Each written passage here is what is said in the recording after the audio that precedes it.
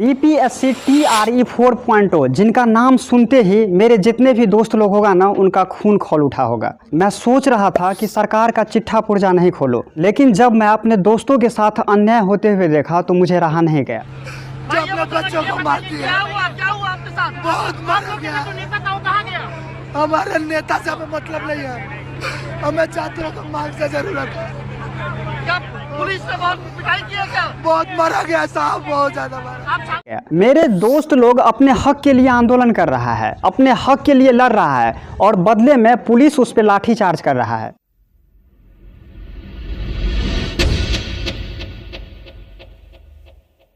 एक बार हुआ तो बर्दाश्त किया जाता है, दो बार होता है तो बर्दाश्त किया जाता है, लेकिन बार बार यही सिलसिला चालू है। आज के इस वीडियो में मैं आप लोगों को ये बताने का कोशिश कर रहा हूँ कि एक पढ़ा लिखा इंसान होना आजकल कितना ज़्यादा समस्या है और कितना ज़्यादा बुर्बक है। आज के इस वीडियो में आपको पता चलेगा। आज मैं आपको ये भी बताऊँगा कि एक पढ़ा लिखा इंसान को कितना ज़्यादा बुर्बक समझता है ये सरकार, और एक पढ़े लिखे इंसान को कैसे दबाया जाता है। मेरे जितने भी दोस्त हैं, मैं आपसे अनुरोध करूँगा कि इस वीडियो को आप अपने पेरेंट्स के साथ अवश्य शेयर कीजिए, क्योंकि आज उस पेरेंट्स को पता होना चाहिए कि एक सरकार पढ़े लिखे इंसान को क्या समझता है, एक पढ़े लिखे इंसान होना कितना ज़्यादा गुनाह है।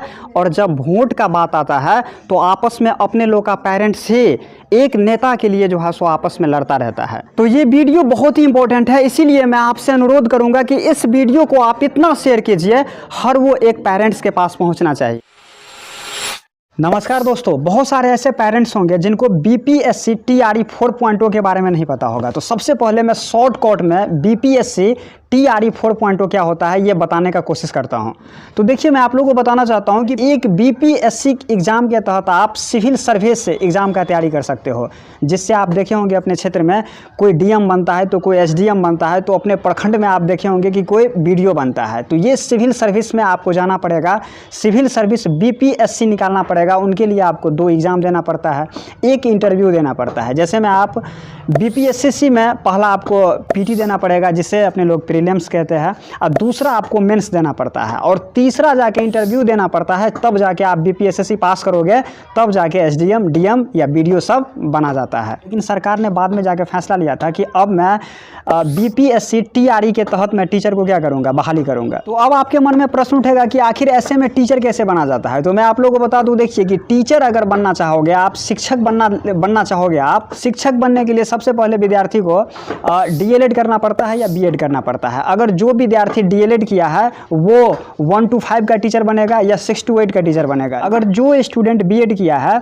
वो 6 to 8 का टीचर बनेगा, 9th-10th का टीचर बन सकता है और 11th-12th का भी टीचर बन सकता है। लेकिन दोस्तों, 11th-12th का टीचर बनने के लिए उनको पीजी करना पड़ेगा, जिसे अपने लोग एमए कहते हैं। अब देखिए, जब स्टूडेंट डीएलएड करता है तो उनको अगर 1 to 5 का टीचर बनना रहता है तो उसको सीटेट पेपर 1 पास करना पड़ता है।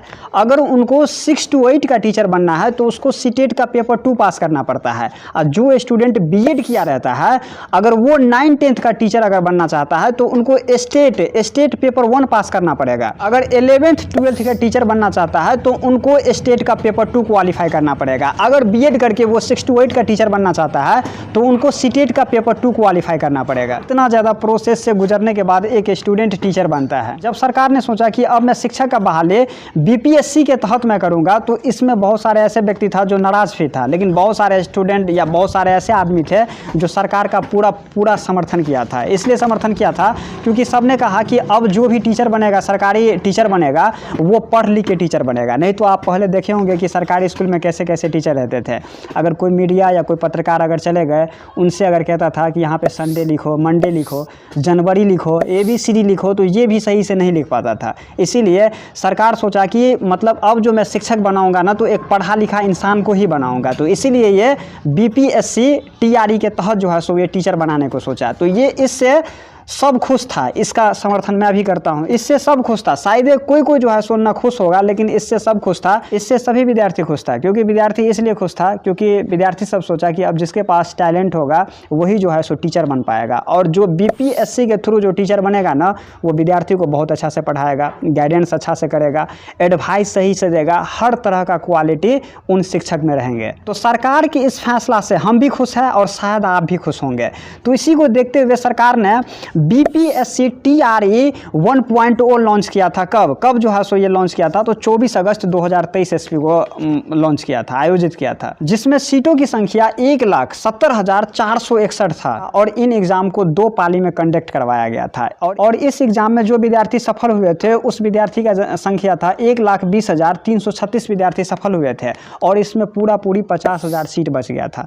तो सरकार ने सोचा कि 50,000 सीट तो बचा है, तो इस सीट को मैं बीपीएससी टीआरई 2.0 में सम्मिलित करूंगा। लेकिन इस एग्जाम के होने के बाद बहुत सारे छात्र एवं छात्राएं असंतुष्ट भी थे। वो फिर से जाके पटना में बहुत बड़ा आंदोलन किया, क्योंकि सभी स्टूडेंट का मांग था कि 1 कैंडिडेट 1 रिजल्ट होना चाहिए और सप्लीमेंट्री का रिजल्ट जो है सो जल्द से जल्द क्या हो, जारी हो, क्योंकि इतना ज़्यादा सीट जब खाली हो गया है सभी सीटों को भी भरा जाना चाहिए और सबका मांग था कि 1 कैंडिडेट 1 रिजल्ट। बात बिल्कुल सही था, क्योंकि एक ही विद्यार्थी को प्रत्येक जगह पास कर देना ये तो ठीक नहीं है। आप एक विद्यार्थी कहाँ टीचर बनेगा? एक विद्यार्थी को 1 to 5 में भी पास कर देना, 6 to 8 में भी पास कर देना, 9 10th में भी पास कर देना, 11 12th में भी पास कर देना, वो कहाँ पे जाके टीचर, कहाँ पे वो टीचर बनेगा तो किसी एक में ही बनेगा। जितने भी विद्यार्थी थे उन लोगों का मांग था कि 1 कैंडिडेट 1 रिजल्ट। लेकिन इसके बाद भी ये आंदोलन बहुत बड़ा हुआ था और उस आंदोलन में भी विद्यार्थी के ऊपर लाठीचार्ज हुआ था। तो अब बारी आता है बीपीएससी टीआरई 2.0 का, जिस परीक्षा का घोषणा 7 से 15 दिसंबर 2023 के बीच जो है सो राज्य के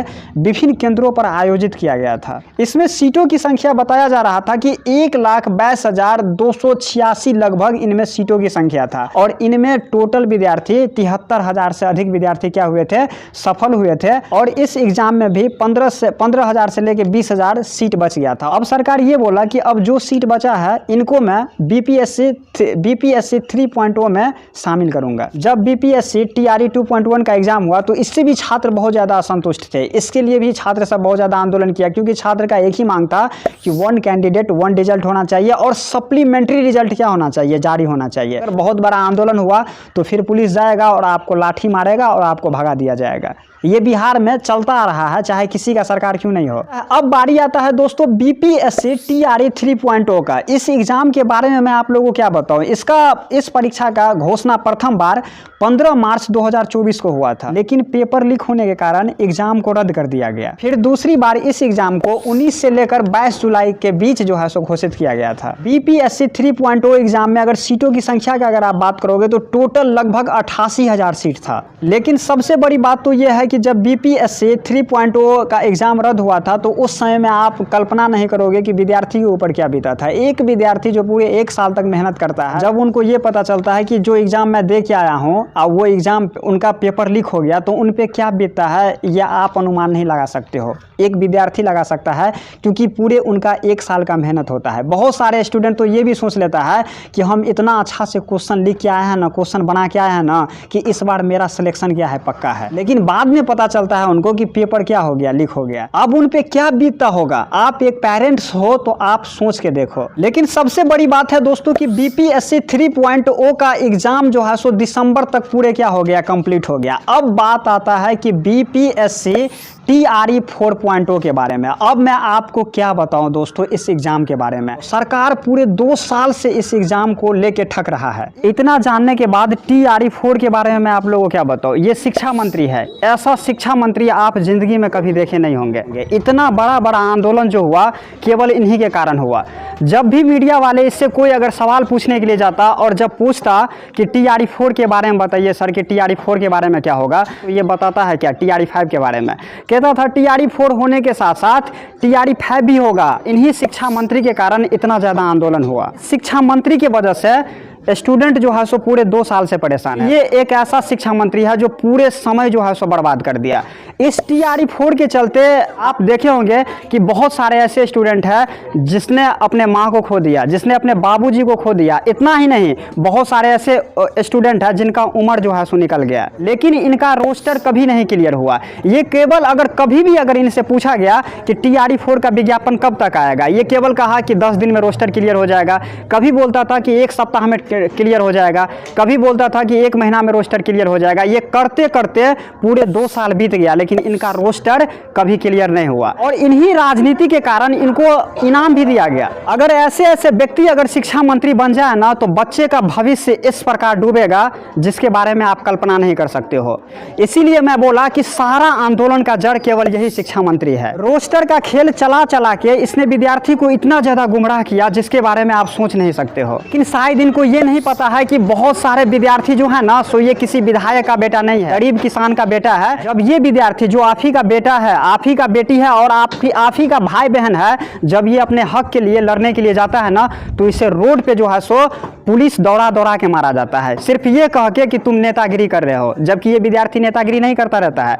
आप भली भांति जानते होंगे दोस्तों कि मेरे देश का संविधान कहता है कि तुम अपने हक के लिए लड़ सकते हो।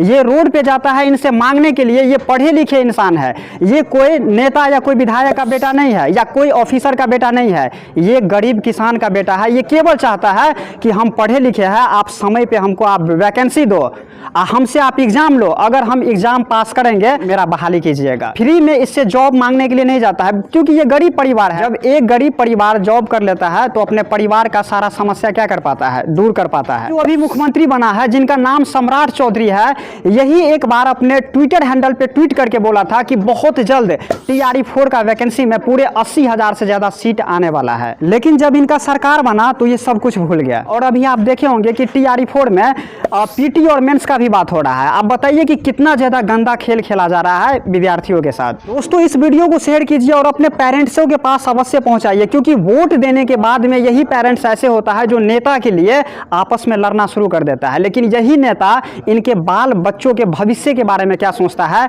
और किस तरह तबाह करता है, इस वीडियो के माध्यम से उनको पता चलेगा।